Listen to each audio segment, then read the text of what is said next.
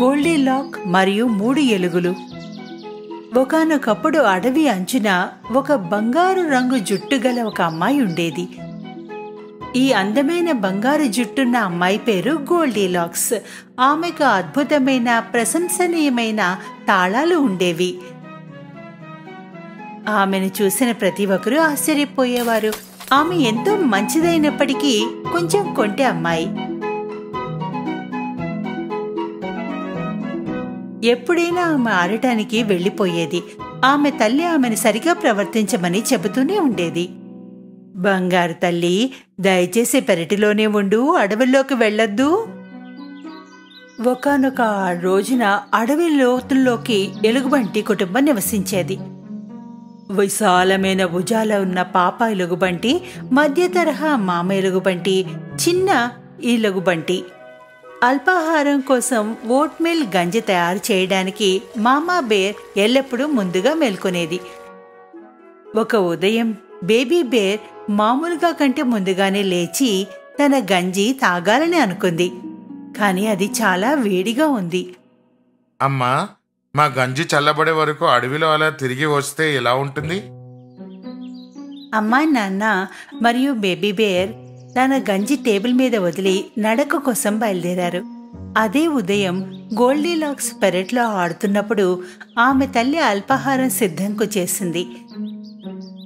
కానీ ఆమె ఒకే ఆటలో ఆడుకోవడం చాలా విసుగ్గా అనిపించింది. ఆమె అడవికి వెళ్లాలన్న ఆసక్తిలో ఉంది. నేను ఇప్పుడే కొంచెంసేపు నడిచి వెడితే ఏమవుతుంది? ఆమె చుట్టూ చూసింది. చుట్టూ ఎవరూ లేరని చూసి ఆమె అడవిలోకి పరిగెత్తడం ప్రారంభించింది. అలసిపోయినప్పుడు ఆమె ఆగి చుట్టూ చూసింది. ఎంత అందమైన అడవి! పువ్వులు, చెట్లు! నేను ఇంతకు ముందు ఎప్పుడూ ఇక్కడికి ఎందుకు రాలేదు? ఆమె దట్టమైన అడవి లోపలికి నడవడం ప్రారంభించింది.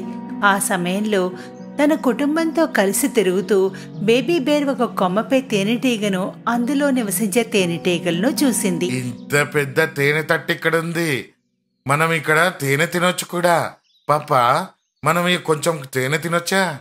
లేదు బాబు, ఇది తేనెటీగలది.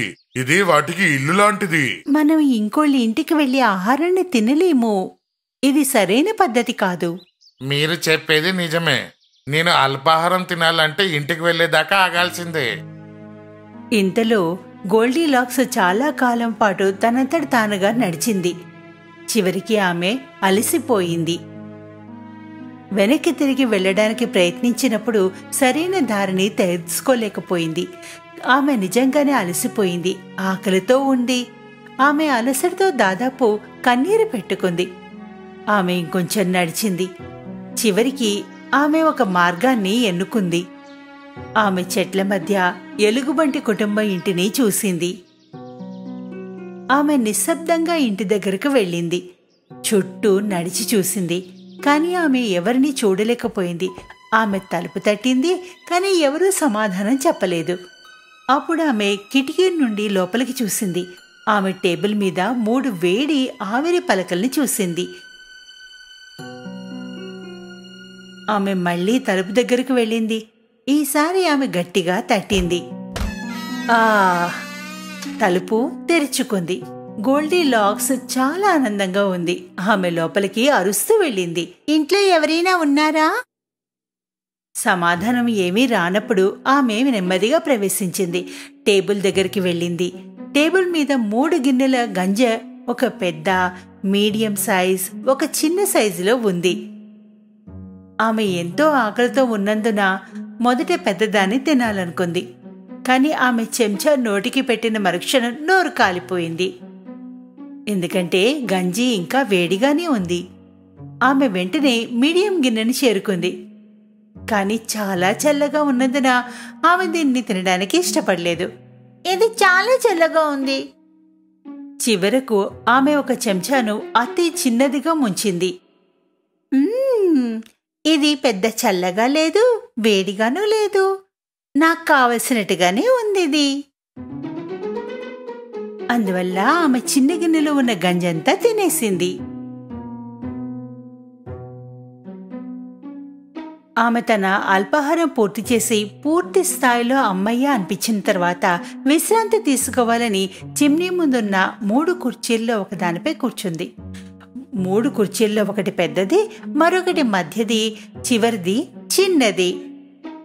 మొదట ఆమె పెద్దదానిపై కూర్చోడానికి ప్రయత్నించింది, కానీ ఆమె దానిపైకి ఎక్కలేకపోయింది. మధ్య దాని మీద ప్రయత్నించింది, కానీ ఇది కూడా చాలా కష్టమైపోయింది. చివరికి దానిపైకి చిన్నదాని మీదకి వెళ్ళింది. ఇది ఎంతో సౌకర్యవంతంగా హాయిగా ఆమె సైజుకు సరిపోయేలా ఉంది. కానీ అనుకోకుండా ఆ కుర్చీ ఎంతో పెద్ద శబ్దం చేస్తూ ముక్కలుగా విడిగిపోయింది. గోల్డీలాక్స్ నేలపై పడిపోయింది. ఆమెకి ఏం చేయాలో కూడా తెలియలేదు. ఆమె పక్కింటి గదిలోకి వెళ్ళింది. అక్కడ 3 పడకలున్నాయి. ఒకటి పెద్దది, ఒకటి మధ్య తరహా, ఇంకొకటి చిన్నది. ఆమె మొదట పెద్ద మంచం మీద ప్రయత్నించింది. అది చాలా పెద్దదిగా, కష్టంగా ఉంది. రెండవది ఆమె పరిమాణం కంటే కొంచెం పెద్దది, కానీ జారిపోతూ ఉంది. అందువల్ల ఆమె 3వ అతి చిన్న మంచం మీద పడుకుంది. ఇది ఖచ్చితంగా ఆమె పరిమాణంలో ఉంది, సౌకర్యవంతంగా ఉంది. ఎంత సౌకర్యంగా ఉందంటే గోల్డీలాక్స్ నిద్రలోకి వెళ్ళిపోయింది. గోల్డీలాక్స్ నిద్రిస్తున్నప్పుడు ఎలుగుబంటి కుటుంబం ఇంటికి తిరిగి వచ్చింది.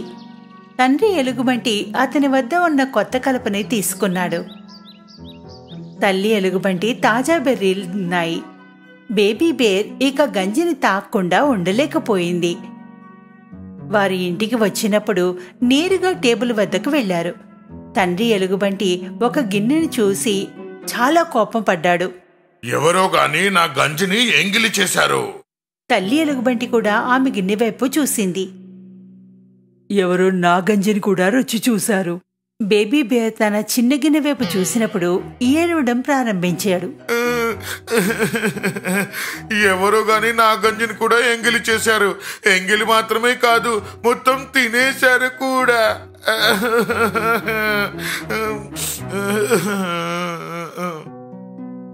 వారు లేచి చుట్టూ చూడడం ప్రారంభించారు.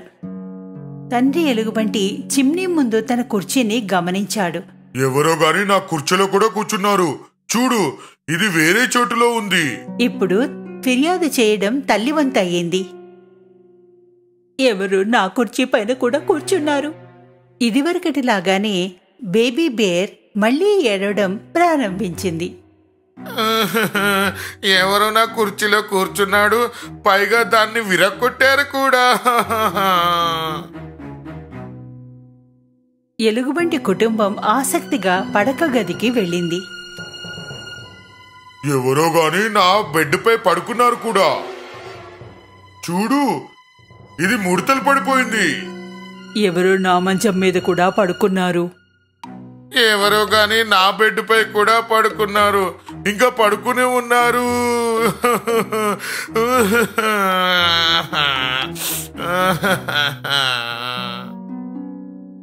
తండ్రి ఎలుగుబంటి పక్కన పడుకున్నది బేబీ బేస్ బెడ్. ఎవరైనా తన మంచం మీద నిజంగా నిద్రపోతున్నారని చూశాడు. నెమ్మదిగా దుప్పటి ఎత్తి చూశాడు. మంచం మీద నిద్రిస్తున్న చిన్న అమ్మాయిని చూసి ఆశ్చర్యపోయాడు. మన ఇంట్లో ఈ చిన్న పిల్ల అసలు ఏం చేస్తుంది? ఈ చిన్న పిల్లకి చెప్పు, ఇప్పుడే బెడ్ పీన నుంచి కిందకి వెళ్ళిపోమని. ఏడుస్తున్న చిన్న ఎలుగుబంటి మెలుకొన్నప్పుడు గోల్డీలాక్స్ ఆమె ముందు 3 ఎలుగుబంట్లు ఉండడం చూసింది. ఆమె భయంతో వణికిపోయి గది నుండి బయటికి పరిగెత్తింది. ఇంటి నుండి బయటికి వెళ్లి వెనక్కి తిరిగి చూడకుండా పరిగెత్తడం ప్రారంభించింది.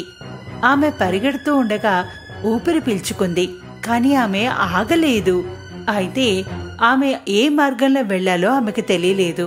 అదే సమయంలో ఆమె తల్లిదండ్రులు అడవి నుండి రావడం ఆమె చూసింది. ఆమె ఇంటివైపు తిరిగి వెళ్లడం ముగించినప్పుడు ఆమెను వెతుక్కుంటూ వాళ్లు వెళ్లారు. గోల్డీలాక్స్ తన తల్లిదండ్రులను కౌగిలించుకుంది. మమ్మీ, మేము చాలా భయపడ్డాము.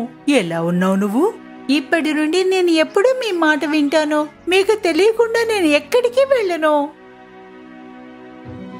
గోల్డీలాక్స్ ఆమె తల్లిదండ్రులను నిజంగా గట్టిగా కౌగిలించుకుంది. ఈ రోజు నుండి ఆమె వాగ్దానం చేసినట్టుగా ఆమె ఎప్పుడూ తల్లిదండ్రుల మాట వింటూనే ఉంది. వారి అనుమతి లేకుండా ఏమీ చేయలేదు. ఆమె ఎప్పటికీ చక్కటి ప్రవర్తనతో దయగల అమ్మాయిగా ఉంది.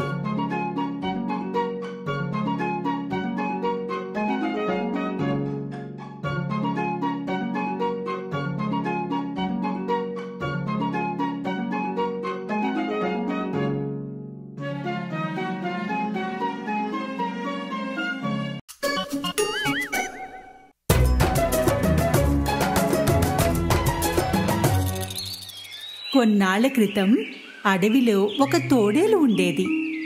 తన కుటుంబం కోసం ఆహారం వెతుకుతోంది. అడవిలో దానికి ఒక గొంతు వినిపించింది. వెతకగా చెట్ల మధ్య ఒక చిన్న పిల్లాడు దొరికాడు. వీడు మనిషి బిడ్డ. తోడేలు ఆశ్చర్యంతో చెప్పింది.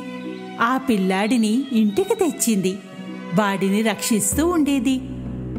అడవికి రాజు సింహం ఇది విని కోపగించుకున్నాడు.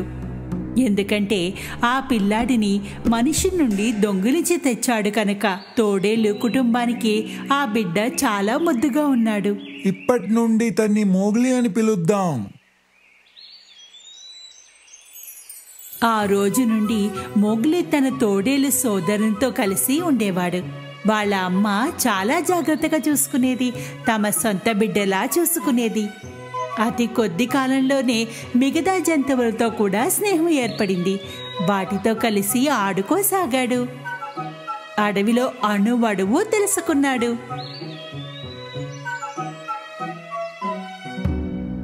ఇలా ఉండగా సింహం మోగ్లీని గమనించసాగింది. వాడిని పట్టుకోవడానికి అవకాశం కోసం ఎదురు చూస్తోంది. ఒకరోజు తోడేలు ఒంటరిగా ఎలుగుబలు, కోతి బగీరా మోగ్లీ గురించి మాట్లాడడానికి కలిశారు. మానవ శిశువులు చాలా తెలివిపరులు. ఈ బిడ్డను అడవి బాలుళ్లా పెంచుదాం. బల్లు మరియు బగీరా, మీరు ఈ బాలుణ్ణి సంరక్షిస్తూ అడవి పద్ధతులు నేర్పండి. ఎన్నో ఏళ్లు గడిచిపోయాయి. బల్లు చాలా జాగ్రత్తగా నేర్పిస్తున్నాడు అన్నీను. అతను వాడికి పళ్ళని కోయడం, తేనె తీయడం నేర్పించాడు. మోగ్లీ బల్లు చెప్పింది జాగ్రత్తగా వింటున్నాడు. ప్రతిరోజు ఎత్తైన చెట్లను ఎక్కి భోజనం చేసేవాడు.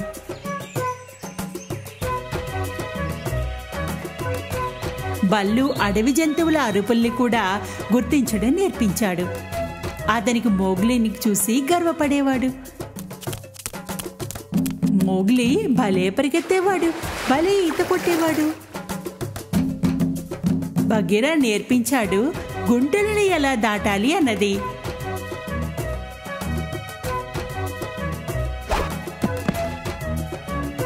ఒకరోజు ఒక చిన్న తోడేలు ఒక గోతులో పడిపోయింది. సింహం రాజు ఆ పిల్లని వేటాడి తినాలని అనుకున్నాడు.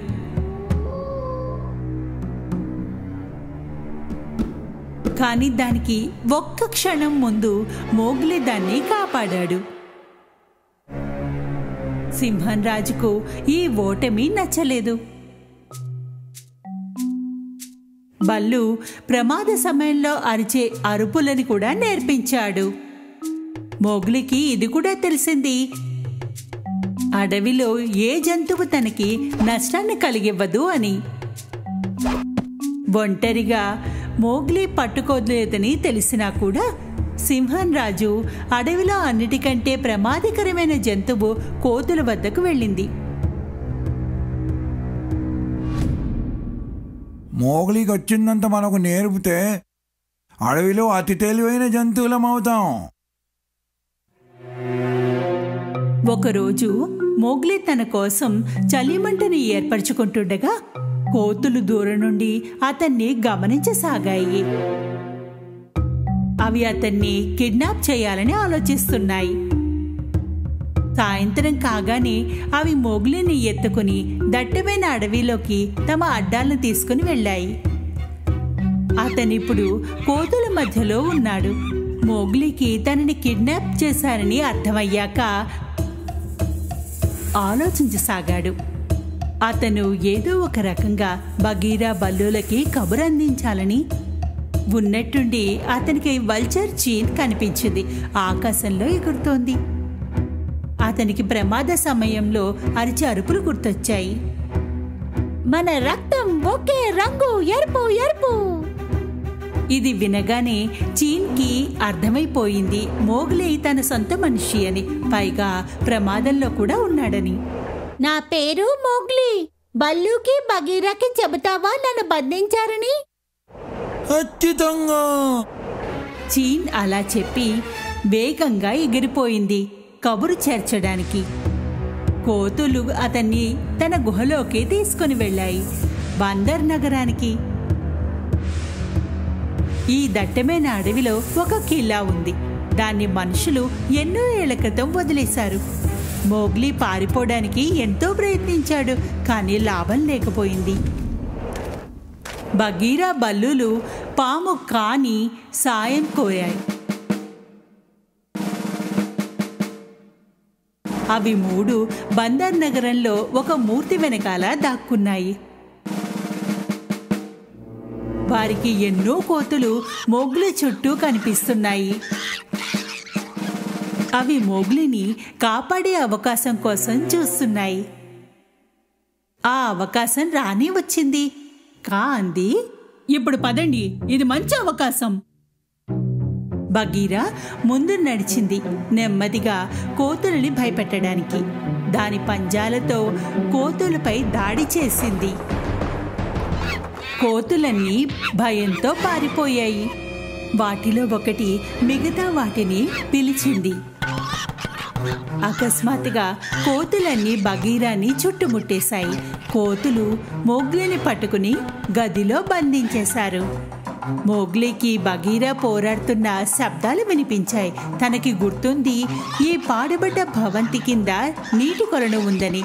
అతనికి ఇంకో విషయం కూడా తెలుసు, కోతులకి నీరంటే భయమని. బగీరా, వెంటనే నీటిలోకి దూకి. బగీరా పరిగెత్తి నీటిలోకి దూకేసింది. ఇప్పుడు బల్లుని కూడా కోతులు చుట్టుముట్టేశాయి. బల్లు తనను తాను కాపాడుకోవడానికి పంజాతో పోరాడింది. బాగా పోరాడుతుంది, కానీ కోతులు చాలా ఎక్కువగా ఉన్నాయి. బల్లు ఒంటరైపోయాడు. అక్కడ బగీరా నీటిలో అసహాయంగా ఉంది. తన మిత్రులకు సాయం చేయలేకుండా ఉంది. బలు కోతుల దాడిని ఆపలేకున్నాడు. అప్పుడే కా వచ్చింది. కా తన తోకతో కోతులను లెంపకాయ కొట్టింది. అందరూ పారిపోయారు. కోతులకు కా అంటే ఎప్పుడూ భయమే. అతని ఎదురుగా ఏమీ నిలబడలేవు. అవన్నీ దూరంగా దట్టమైన అడవిలోకి పారిపోగానే బల్లు స్వేచ్ఛని పొందాడు. అప్పుడే కా నోటితో ఊదింది. కోతులన్నీ స్పృహని కోల్పోయాయి. వాటి అరుపులు ఆగిపోయాయి. ఒక్కసారిగా నిశ్శబ్దం పేరుకుంది. ఈ అవకాశాన్ని చేజారనివ్వకుండా బగీరా నీటిలో నుండి బయటికి వచ్చింది. మోగ్లీ ఆ గదిలో నుండి అరిచాడు, నేను ఇక్కడున్నాను, ఈ గదిలో. కా తోకతో కొట్టింది. అంతే, గోడ పడిపోయింది. మోగ్లీ గెంతి బయటికి వచ్చేశాడు. బల్లు అతన్ని కౌగిలించుకుంది. నీవు బాగున్నావు కదా మోగ్లీ? లేదు, నేను బాగానే ఉన్నాను, కానీ చాలా ఆకలి వేస్తుంది. మీరంతా మీ ప్రాణాలను లెక్క చేయకుండా నన్ను కాపాడారు. నువ్వు లేకపోతే ఏమయ్యేవాడినో. Thank you. Mowgli, Baloo, Bagheera కాకి బాయ్ చెప్పి ఇంటి వైపుకు బయలుదేరారు. ఇప్పుడు సింహం రాజుకు ఈ విషయం అర్థమైంది. ఎవరి బంధాలు ఇంత దృఢంగా ఉంటాయో అతన్ని ఎవరూ ఏమీ చేయలేరని. సింహం తన ఇంటిని చేరుకుంది. వెనక్కి మళ్ళీ రాలేదు. ఇలా ఎన్నో ఏళ్ళు గడిచిపోయాయి. మోగ్లీ ఇప్పుడు యుక్త వయస్కుడయ్యాడు. ఓ రోజు అతను మనుషున్న గ్రామం వైపుకు వెళ్ళాడు. వాడికి ఒక మహిళ కనిపించింది. ఆమెని అతను గుర్తుపట్టాడు. కొన్నాళ్ల క్రితం ఒక పులి లాక్కెళ్ళిపోయిన పిల్లాడు. ఆమె ఆ పిల్లాడిని మోగ్లీకి ఇచ్చేసింది. మోగ్లీ ఆశ్చర్యపోయాడు. ఎందుకంటే ఆ పిల్లాడు అచ్చు చిన్నప్పటి మోగ్లీ లాగానే ఉన్నాడు. అప్పుడు అతనికి అర్థమైంది ఆ పిల్లాడు తన తమ్ముడు అని, ఆ మహిళ తన తల్లి అని. బల్లు, బగీరా, కా వాళ్ళని చూస్తున్నారు. ఇప్పుడు నీవు నీ కుటుంబంతో ఉండొచ్చు మోగ్లీ. మా అవసరం ఏదైనా ఉంటే గట్టిగా పిలు. నీవు మా సోదరుడి మోగ్లీ. మేము నిన్నెంత ప్రేమిస్తామో మర్చిపోకు.